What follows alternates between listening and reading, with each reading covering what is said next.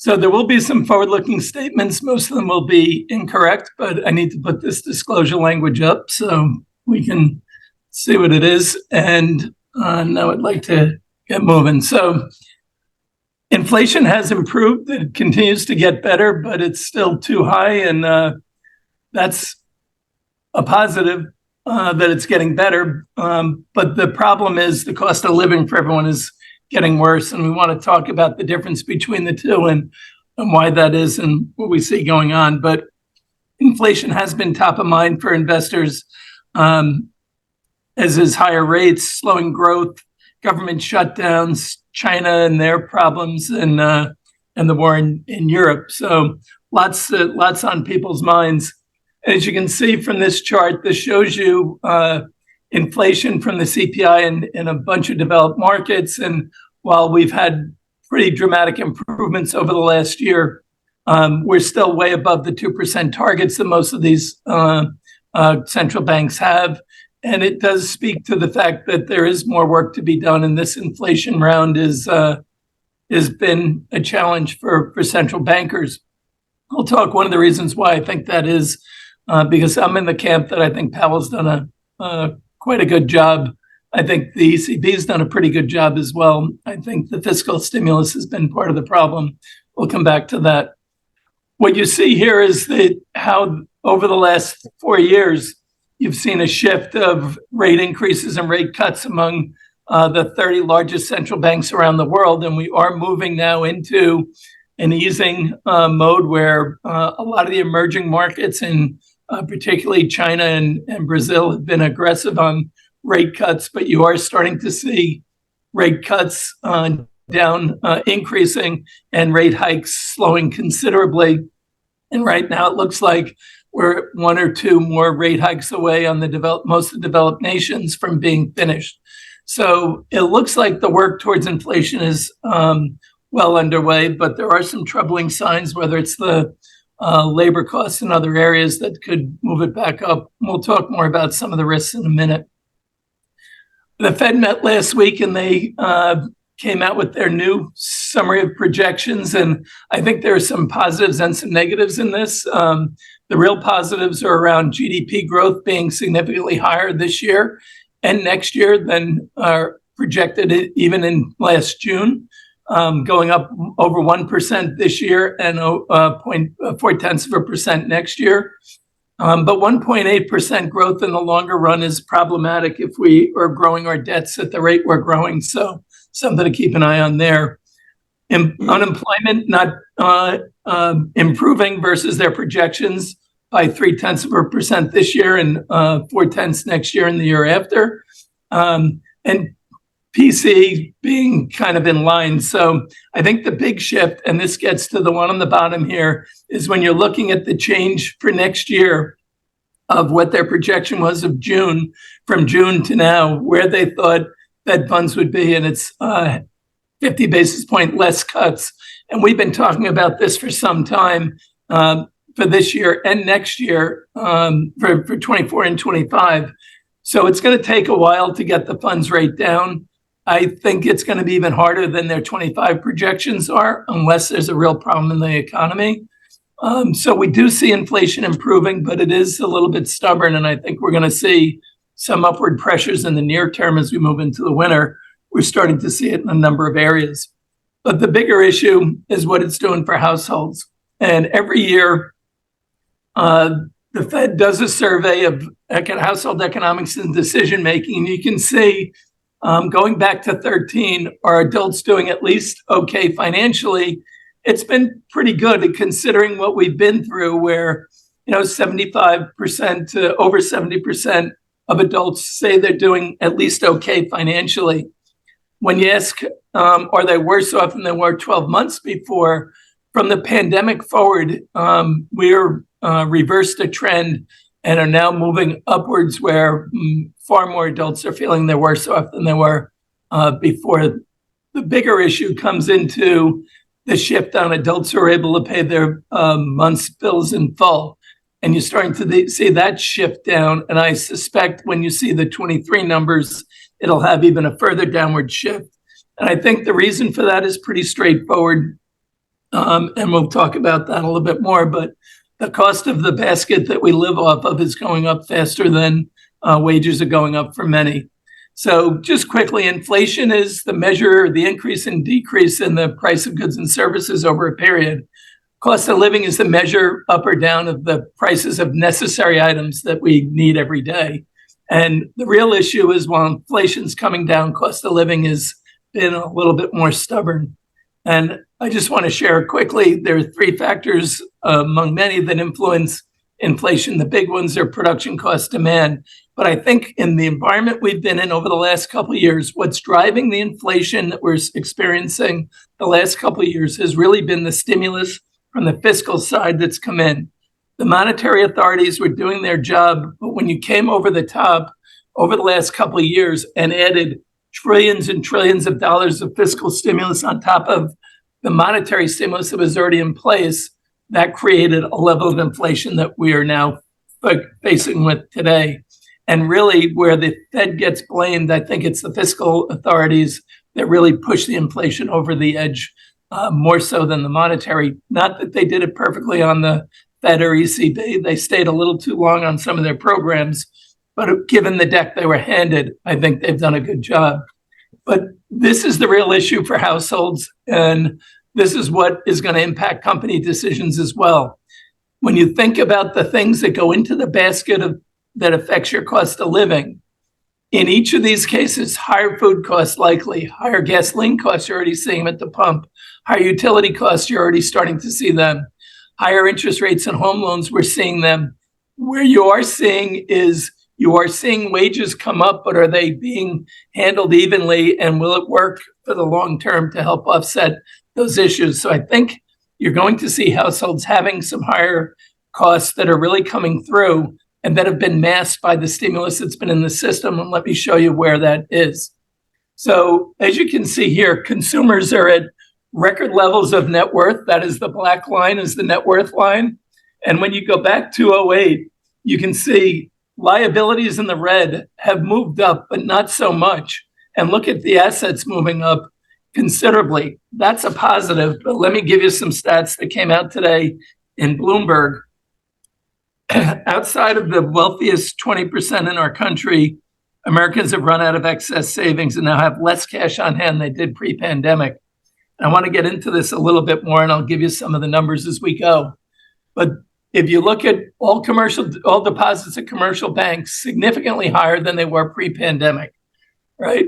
If you look at money market assets, which are accelerating in the last month, significantly higher than they were pre-pandemic. So there is a lot of cash in the system. The problem is because of the net worth and the inequality that exists in the system, the bottom 80% of households, bank deposits and other liquid assets are now lower in June than they were in March of 2020. After you adjust for inflation, all income groups have seen their balances decline in real terms, according to the Fed survey, from their peak in 2021. But the wealthiest 1/5 cash savings are still 8% above their level. By contrast, the poorest 2/5 of the country have seen an 8% drop. And the next 40%, a group that roughly corresponds to the middle class, saw their cash savings drop below pre-pandemic levels. So on the surface, everything looks fine. When you dig in a little bit deeper, it is starting to get a little bit more tougher, and these costs are starting to weigh on people. So when you get into the essential items, the cost of living, you can see here gasoline prices, which spiked up and have come back down, are starting to move up again. You're starting to see food prices, whether it's bread, coffee, steaks, are all moving up above what the level of normal inflation is.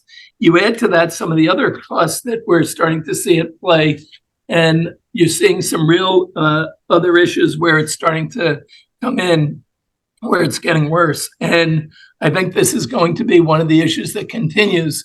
And one of the big challenges is if you look at CPI over the last 12 months, energy prices are down 4% or so. When you look at where they are now, energy prices are spiking up, and we're now looking at $80 as the new 60, and there's some talk is 120 to 150, the new 100 in oil prices.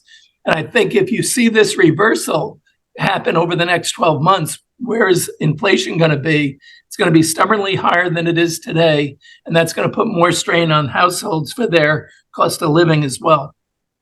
So just to put it in perspective and give you some real numbers, Mark Zandi at Moody's suggests that it costs $734 more each month to buy the same goods and services, that a household earning median income would have paid 2 years ago. To put that in perspective, median income in the US is around $74,500. That estimated cost increase annualized would be $8,808 a year. So on a $75,000 income, that is significant. And just look at some of the costs that are coming up. If anyone's involved in a condo or co-op association, at your next board meetings, they're going to be talking about whether you're insurable if you're on the coast or how much your premiums are going up. And 7 to 10% is healthy. A lot of them are coming in at much higher levels. Auto insurance was projected to be at 8.5% at the beginning of the year. When you add all the climate issues, that's coming in. Look at insurance costs as one area where cost of living is going up considerably. And then housing and mortgage rates have more than doubled since the beginning of the year. So you are seeing significant shifts going on there that are really cutting into the consumer. I think Powell, when he spoke the other day, had 5 troubling developments that he raised as things that he's watching that could impact whether we have a soft landing or not. He says there's a probability of the soft landing. It's not his base case. And these developments are part of the reason why. The auto workers' strike is one that he's concerned about, what it does to not only production, but how it's creating distortions in the economy. He's worried about possible government shutdowns. The irony of what's going on in Washington right now is Fitch was pretty much criticized very heavily for their debt downgrade of the U.S. Moody's came out just today and said that if the government shutdown occurs, that'll be another negative credit watch for the U.S. So that's a real issue there. Yeah, the resumption of student loan payments, people really coming to grips with higher for longer interest rates that we've talked about, and the recent oil price shock are all what Powell has highlighted. I'll add a few more troubling developments that ARS is watching.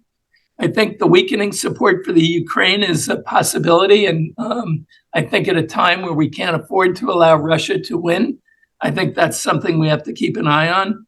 That goes part and parcel with the next concern we have, which is a rise of austerity comments coming out of political parties in Europe, and you're also seeing it here with the far right, really pushing for greater austerity at a time that we really can't afford that. But can we afford to be spending at the same levels we are? It's a real dilemma.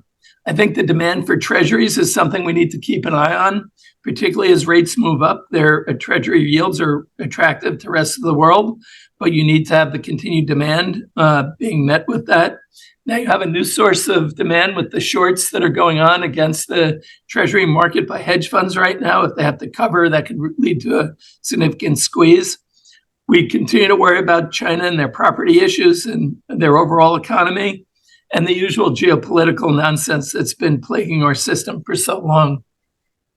So against this kind of backdrop, which is a highly fragile one, you're starting to see that reflected in consumer sentiment, which according to the University of Michigan survey remains at really very low levels. And if you think back to what the feelings were in 1980, when you saw it down here at these levels, or going back to the 08 timeframe and 09 timeframe and 12, and then look at it where we're at 19, we're still at really low levels. And I think that's just a reflection of the fragility of the system and the lack of confidence in leaders to move us forward. So here's our take in a nutshell. We think inflation is easing. We're not concerned whether we have a 25 basis point more hike up in rates. If Jamie Dimon's right and there's a possibility that we move to 7%, all bets are off on what that does to the economy.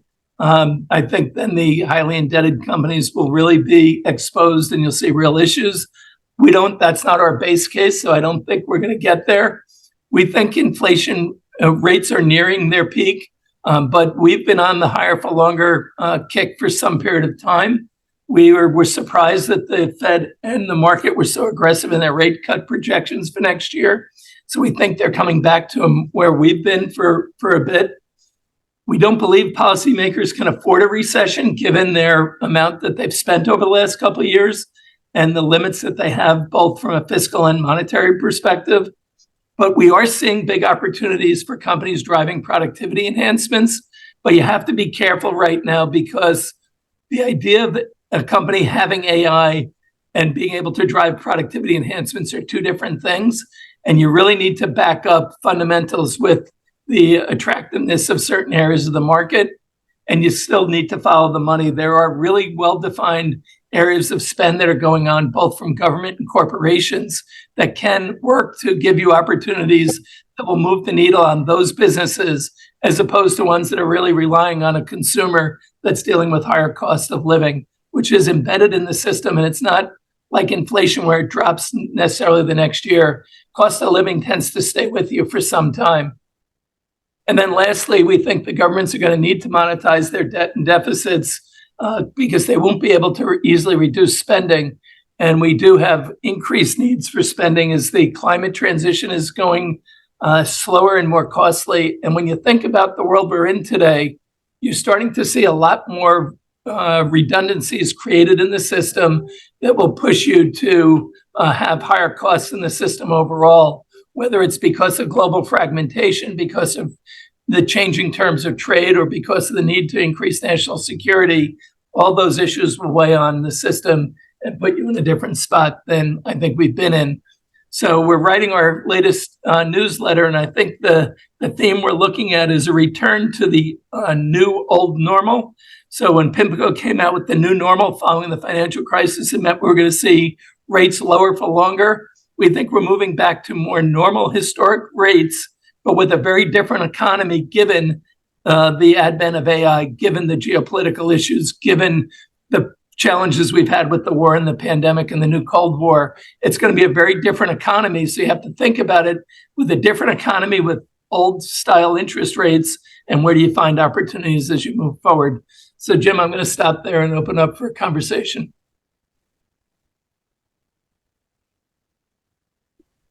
Oh, hey, Stephen. Yep.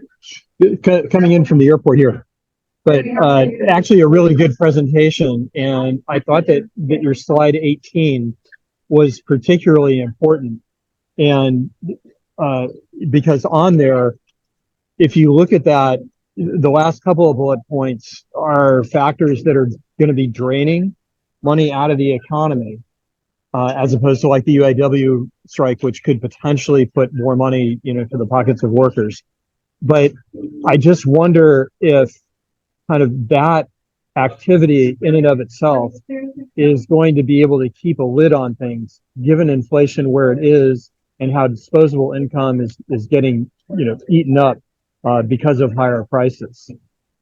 It's definitely, I think everything is like treading on such a fine line right now, but interested in your thoughts on that one.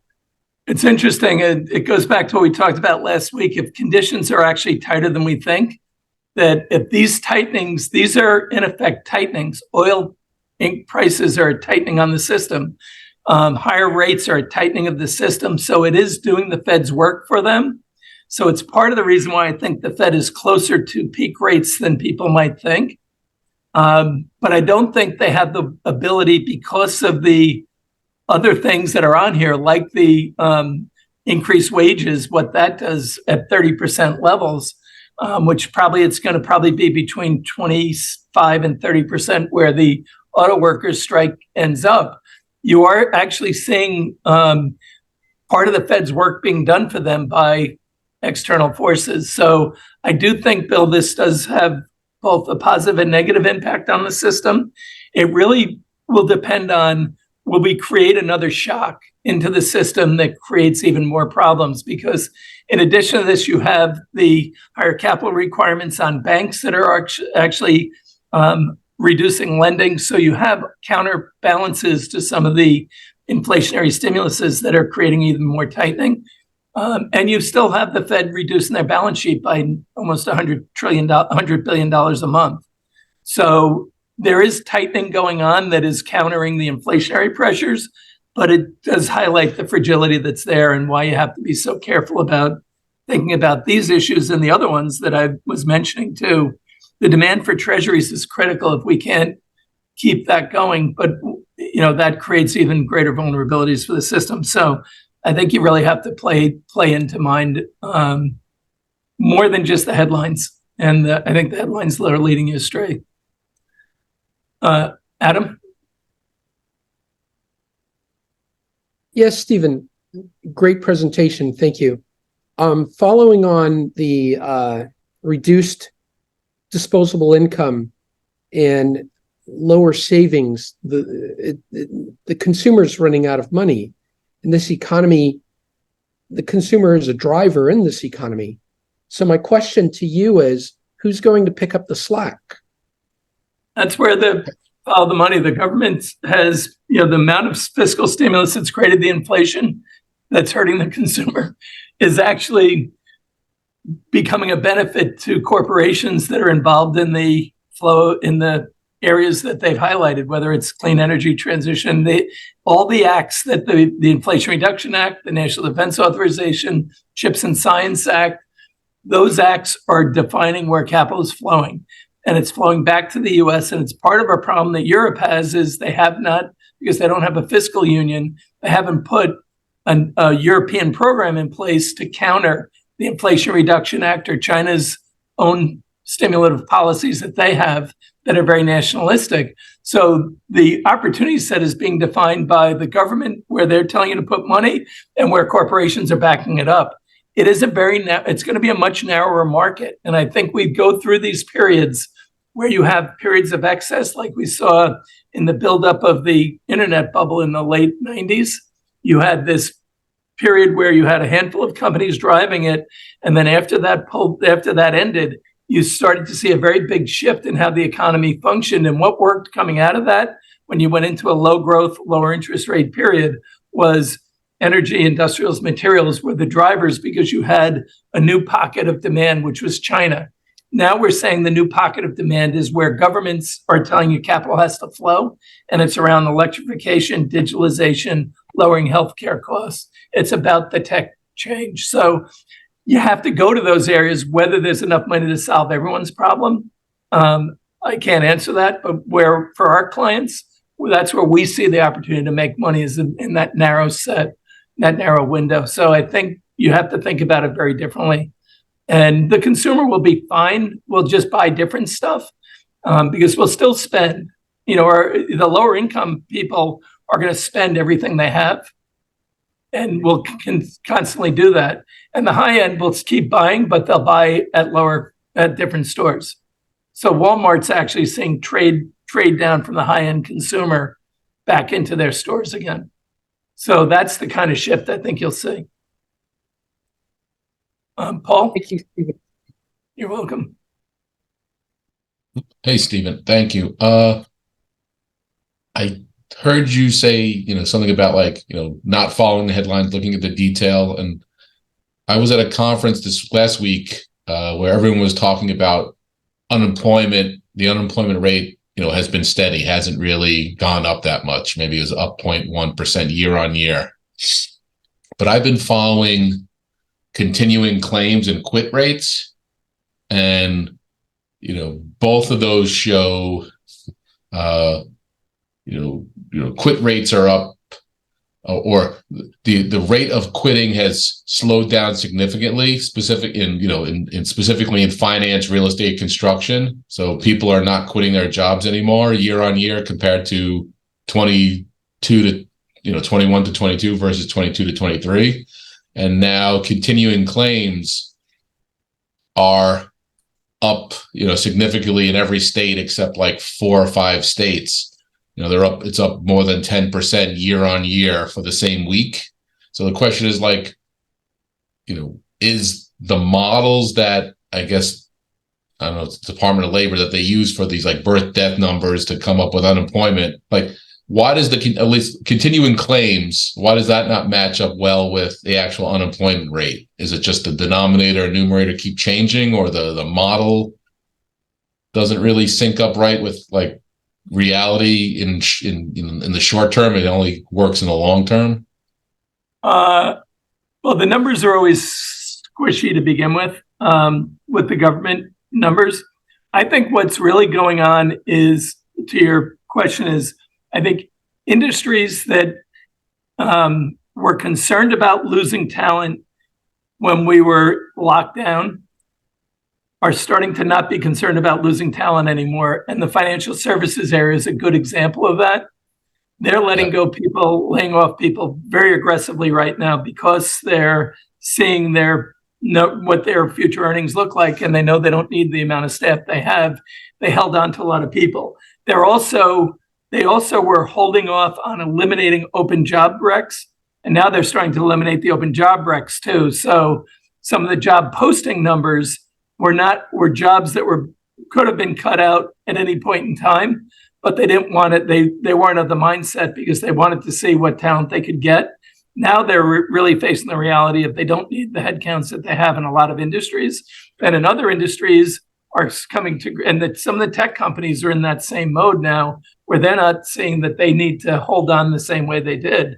So you are starting to see some shifts that are going on there, and then industries that had trouble finding people are still in that mode, so they're in a different setup. I think what Ed Yordenis talked about, the rolling recessions that we've seen that have hit different industries at different times, are also skewing the numbers a bit more. And it just gets to how distorted the economy was over the last couple of years.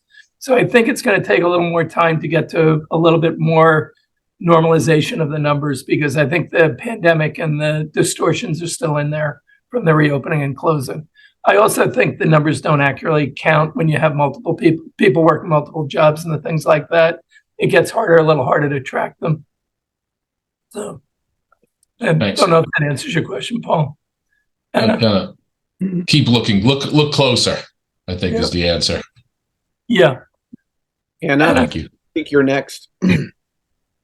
Yes, Stephen, two things. First, I can second the trend with Walmart, just the price difference, going to Stop and Shop like 30% more. Just think about not what's more expensive and less expensive. It's more like what's reasonable. What's reasonable? This is a reasonable price for a pack of, paper towels. So household supplies definitely probably picked up at Walmart for audiences that used to not go to Walmart. And that was me being included in that. And the second thing, Stephen, I just want to really praise you for being non-emotional, not aiding this emotion to what can look like as a very kind of gloomy outlook in many, many areas of where we are at, because that's so important. When we perceive something, our system subconsciously can react to that and contracting and starting to worry, and that impacts our decisions, that impacts our ideas and opportunities. So great job. Thank you. Thank you. It's interesting. This is one of the harder months, as Andrew Fish will tell you. The markets are down historically. This is among the worst month. And when you're in the last couple of days of it, it's easy to let the emotions of the negativity overwhelm you. And you have to think that we've been through this for a lot of years at our firm, 52. So when you get to the end of September, you're kind of happy it's coming to the end. And you have to remember that it's not the time to be at your maximum gloom, because there is a better thing ahead. And that usually comes when everyone gets back to work and the short sellers realize their position for the year end. So thank you, though. Andrew? Yeah, thanks for reminding everybody I was actually trading in October of '87. No, but he's right. October and January, for whatever that's worth. But to Paul's point, one of the things people leave out, and I know Stephen looks at this stuff, but just enter it in. The participation rate of employment is something we tend to hold as a constant, but it completely dislocated in the pandemic, as Stephen's talking about things sort of normalizing. And in the last year, the amount of people re-entering the job force has been quite dramatic, historically speaking. And so to Paul's point about, where these numbers sort of meet is that, and to Stephen's point about companies being a little less concerned about trying to find people to fill jobs, is actually more people have re-entered the workforce in the last year than you might imagine. So more of a comment than a question, unless Stephen have any reflection on that. There's actually another element too that is, I think, going to be really interesting in how it plays into the employment numbers is the aging of the workforce is such now that we have so many people in the maybe retiring or not. And I think, Andrew, what you just mentioned of the people who left and are coming back in are the ones who are thinking that, I don't necessarily want to retire at 55 or 60 or 65, or maybe I can't afford to retire at that age. And they're going to come back in and work longer. And that's going to create a different kind of a workforce too. And companies have to think differently about that. And what does that mean for the numbers that we're looking at that are reported? Because it is a very different demographic that'll be driving the workforce going forward. Adam? Adam, yep, you're next. Yeah, Stephen, you mentioned earlier that the central bank, right, the Federal Reserve's going to monetize.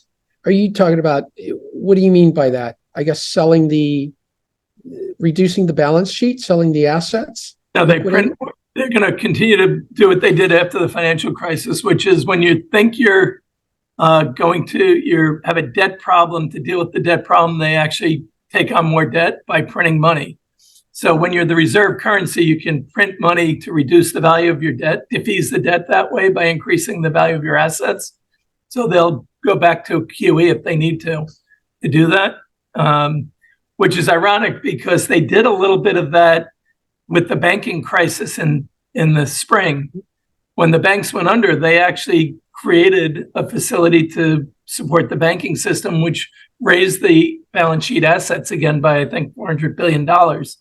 And now we're bringing it back down again. So they will solve problems by dealing with the debt issues that way. And you can do that if you're a reserve currency. But if we keep doing that and don't get our deficits in order, then you'll have a harder time retaining your reserve currency status.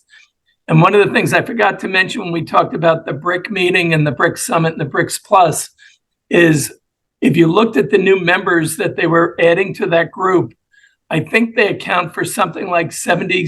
Now the BRICS Plus group, with their expanded numbers, account for something like 70% of the world's fossil fuel production. So they're doing that, which trade in dollars. So if they can trade in swap agreements among themselves, they can reduce the value of the impact of the currency or the impact of the dollar reserve currency status. And they're going to try and chip away over time at that. And the question will be, can a bunch of autocratic leaders work together to put the collective interest ahead of their own? Not what you would put betting odds on, as barbershop whispers would tell you from their Russian experience. Right? The collective oligarchs don't necessarily agree on everything, and it's hard to get programs moving forward. But it is a real threat to the dollar if they get it right. And that is what could upend the dollar status, that and the U.S. Congress not getting our act together to realize that the course we've been on for the last pick however many years in Washington, D.C. for both parties has been the wrong one. And we got to get back to bipartisan solutions instead of the nonsense we've been doing. But, Thank you, Stephen. you're welcome. Very good. Any other questions or comments?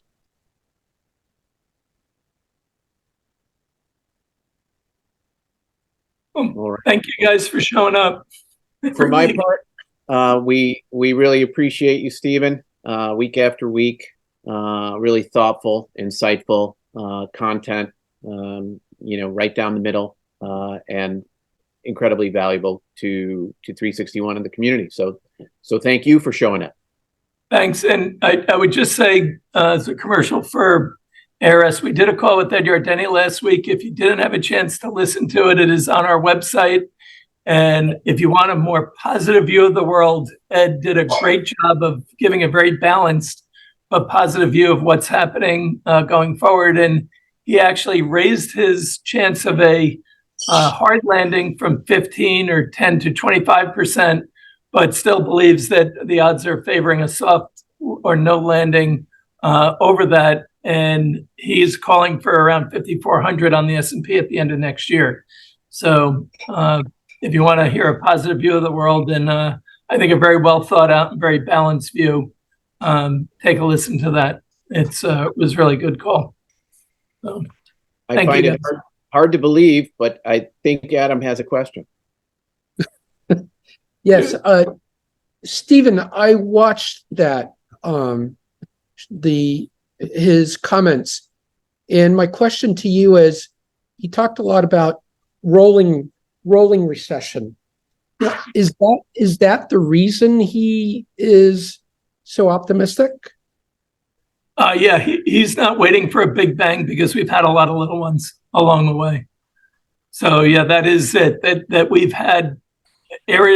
been in recessions in certain segments of the economy for an extended period, and that this has been an unusual hit because of the ability of the government to use fiscal policy to smooth out the downside.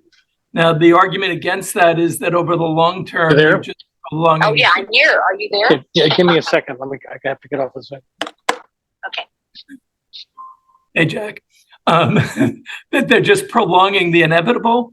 That's the counter to Ed's view, that you're just building up more excesses and it'll hit all at once. Ed views that a lot of the excesses have been washed through the system already. And that's why he can see the path to a softer landing. So it's a different take. And a lot of people would argue, the bears would argue, that the hard landing camp would argue that you always have rolling recessions because not everything goes to hell at once. It goes over time, industry by industry. I think there's a balance between the two. This is where ARS would land. We're a little more concerned about the fragility of the system than Ed is, but we are biased more positively to avoiding a hard landing. Stephen, where on your site is the thing from Ed? It's if you go under our insights, and the Outlook and Insights, it will list all our past conference calls and all our newsletters. And you can just click on it and it'll play right up for you. Is it the latest one, the one in September? Yes. Okay. Okay. If you have trouble getting it, just reach out to me. I'll send it to you. And we can try to put we'll put a link also in the digest. Thank you. Very Where's good. Mark? Mark is in Poland, or on his way to Poland. He's in a train station in Warsaw, I believe, was the themes I got, the note I got just a few minutes ago. Nice. Yeah. Well, thank you all for joining, Jim. Thank you. Thank you, Steve. Thank you all. Have a fantastic. Nice job.